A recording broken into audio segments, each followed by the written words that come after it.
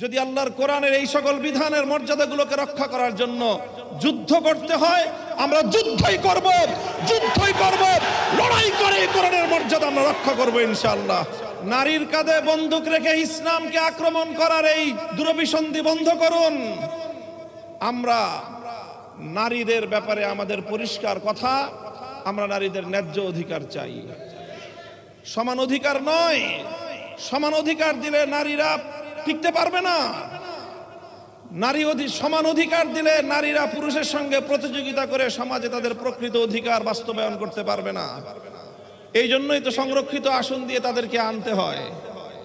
প্রত্যেকটা জায়গায় তাদের জন্য সংরক্ষিত আসন দিয়ে নির্বাচনের মাধ্যমে বিভিন্ন উপায়ে তাদের প্রতিনিধিত্ব নিশ্চিত করতে হয়। কারণ সমান অধিকার দিয়ে নারীরা পুরুষের সঙ্গে প্রতিযোগিতায় অধিকাংশ জায়গায় পারবে না। এই জন্য তাদেরকে ন্যায্য অধিকার নিশ্চিত করতে হবে। ইসলাম সব জায়গায় ন্যায্য অধিকারের কথা বলেছে এবং অধিকাংশ জায়গায় নারীকে অগ্রাধিকার প্রদান করেছে।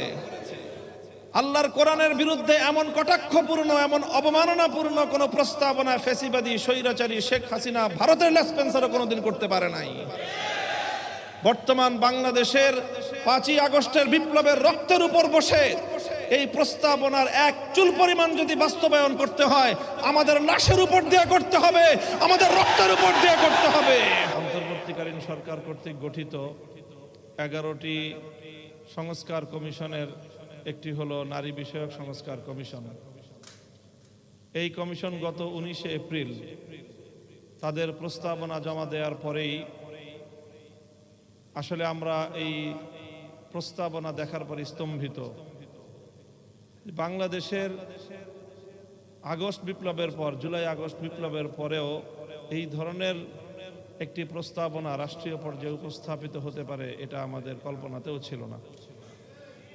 এই জন্যই এই নারী কমিশনের ব্যাপারে আমাদের মন্তব্য অনেক কঠোর। তাদের ব্যাপারে এরকম মন্তব্যের কারণ এটাই যে তারা না বাংলাদেশের পুরুষ সমাজের প্রতিনিধিত্ব করে, না নারী সমাজের প্রতিনিধিত্ব করে। বাংলাদেশের অধিকাংশ অথবা মোর দেন 90% নারীদের চিন্তা চেতনার সাথে সম্পূর্ণ সাংঘর্ষিক কিছু প্রস্তাবনা নারী সমাজের প্রতিনিধিত্বের নামে তারা উপস্থাপন করেছে। তাদের এই কমিশনের প্রস্তাবনার যে ভিত্তিগুলো, সেটাই আসলে মূল সবচেয়ে বড় ভয়ঙ্কর বিষয়। আজকে উপস্থাপিত যে প্রবন্ধ, সেখান থেকে দুটি কথা আমি কোট করছি। তাদের বক্তব্যের মূল সার কথা হলো ধর্ম নারীর প্রতি বৈষম্যের মূল কারণ। এটাকে তারা প্রথমে চিহ্নিত করেছে। ধর্মকে তথা ইসলামকে তারা নারীর প্রতি বৈষম্যের মূল কারণ কেন বলেছে? আরেকজন প্রয়াত লেখিকার উদ্ধৃতিতে তারা একটা বক্তব্য কোট করেছে। সেই বক্তব্যের এক জায়গায় আছে, আমাদেরকে অর্থাৎ নারীদেরকে অন্ধকারে রাখিবার জন্য পুরুষগণ এই ধর্মগ্রন্থগুলিকে ঈশ্বরের আদেশপত্র বলিয়া প্রচার করিয়াছে। এই ধর্মগ্রন্থগুলি পুরুষ রচিত বিধি ব্যবস্থা ভিন্ন আর কিছুই নয়। অর্থাৎ তারা বিশ্বাস করে যে এই ধর্মগ্রন্থগুলো আল্লাহর কিতাব না, কোরআন আল্লাহর কিতাব না, এটা পুরুষরা রচনা করে নারীদেরকে দমন করার জন্য এই কিতাব রচনা করেছে। এই হলো তাদের এই পূর্ণ প্রস্তাবনার মূল বুনিয়াদ। কাজেই এই ধরনের একটি প্রস্তাবনা উপস্থাপন করার পরে আমাদের ইসলামী সংগঠনগুলোর পক্ষ থেকে, ইসলামী জনতার পক্ষ থেকে কি প্রতিক্রিয়া হওয়া উচিত? আমরা কেন তাদের সাথে আলোচনায় বসিনি? কেন আমরা রাজপথে বা আন্দোলনের মাধ্যমে এর বিরুদ্ধে কড়া প্রতিক্রিয়া কেন ব্যক্ত করলাম? অনেককে দেখে এজন্য মায়া কান্না কাঁদতে। তো আমার পরিষ্কার কথা যে তারা যথেষ্টই জানে এবং দীর্ঘ একটাই আলোচনা নারী সংস্কার, নারী নীতি নিয়ে দশকের পর দশক ধরে কথা চলে আসছে এবং সেই কথার ধারাবাহিকতায় অনেক আলোচনা হয়েছে। এখন তারা পশ্চিমা বিশ্বের এজেন্ডা বাস্তবায়ন করার জন্য এটাকে মোক্ষম সময় মনে করে তারা এই সংস্কার প্রস্তাবনা দিয়েছে এবং সংস্কার প্রস্তাবনা দেওয়ার সঙ্গে সঙ্গে প্রধান উপদেষ্টার কার্যালয় থেকে এটাকে লুফে নিয়ে তার ভেরিফাইড ফেসবুক পেজে ঘোষণা করা হয়েছে যে তারা অন্তর্বর্তীকালীন সরকার ক্ষমতায় থাকতে থাকতে যথাদ্রুত সম্ভব এই সংস্কার প্রস্তাবনা তারা বাস্তবায়ন করবেন। অন্য 10টি কমিশনের প্রস্তাবনার বিষয়ে প্রধান উপদেষ্টার কার্যালয়কে এতটা ত্বরিত ব্যবস্থা গ্রহণ করতে বা ঘোষণা দিতে আমরা দেখিনি যতটা এই বিষয়ে দেখেছি। তার অর্থ এটা গোটা একটা প্রি প্ল্যান একটা পরিকল্পনা এটা, এবং এই প্ল্যানের সঙ্গে প্রধান উপদেষ্টার কার্যালয় জড়িত। মঞ্জু ভাই বলেছেন আগে বুদ্ধিবৃত্তিক দরকার, তারপরে নাকি আমাদের মাঠে নামতে হবে বা শক্তি প্রয়োগ করতে হবে। আমি ওনার কথার সাথে শতভাগ একমত পোষণ করছি। বুদ্ধিবৃত্তিক উপায়ে তাদের এই সকল প্রস্তাবনার এবং এই জাতীয় কার্যকলাপের প্রতিবাদ যথাযথ যৌক্তিক এর উপস্থাপনা কম হয়নি। প্রবন্ধকার বলেছেন যে প্রায় 1000 পৃষ্ঠার উপরে ইতিমধ্যে লেখা হয়েছে, কিন্তু কথা একটা জিনিস মনে রাখবেন যে চোরে না শুনে ধর্মের কথা।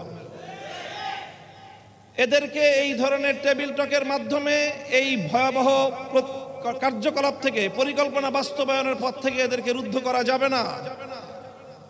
এজন্য আমাদের পরিষ্কার কথা, আল্লাহর কোরআনের বিরুদ্ধে এমন কটাক্ষপূর্ণ, এমন অবমাননাপূর্ণ কোন প্রস্তাবনা ফ্যাসিবাদী স্বৈরাচারী শেখ হাসিনা ভারতের লেসপেন্সারও কোনোদিন করতে পারে নাই।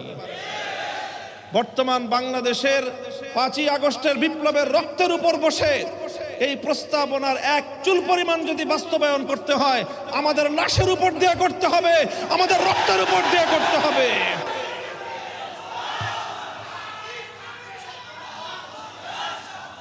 আমরা পরিষ্কার বলতে চাই, নারীর কাঁধে বন্দুক রেখে ইসলামকে ঘায়েল করবার এই দুরভিসন্ধি বন্ধ করুন। নারীর কাঁধে বন্দুক রেখে ইসলামকে আক্রমণ করার এই দুরভিসন্ধি বন্ধ করুন। আমরা নারীদের ব্যাপারে আমাদের পরিষ্কার কথা, আমরা নারীদের ন্যায্য অধিকার চাই। সমান অধিকার নয়, সমান অধিকার দিলে নারীরা টিকতে পারবে না। সমান অধিকার দিলে নারীরা পুরুষের সঙ্গে প্রতিযোগিতা করে সমাজে তাদের প্রকৃত অধিকার বাস্তবায়ন করতে পারবে না। এই জন্যই তো সংরক্ষিত আসন দিয়ে তাদেরকে আনতে হয়।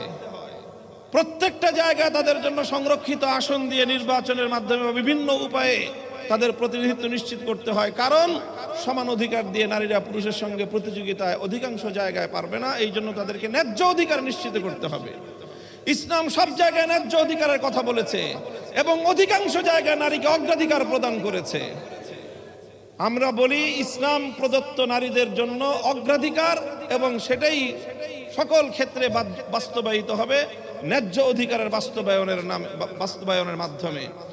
কাজেই পরিষ্কার আমাদের কথা, নারীর ন্যায্য অধিকার নিশ্চিত করেন। নারীদেরকে পতিতাবৃত্তির দিকে ঠেলে দিয়ে মাতৃ সমাজের কলঙ্ক ঘটাবেন।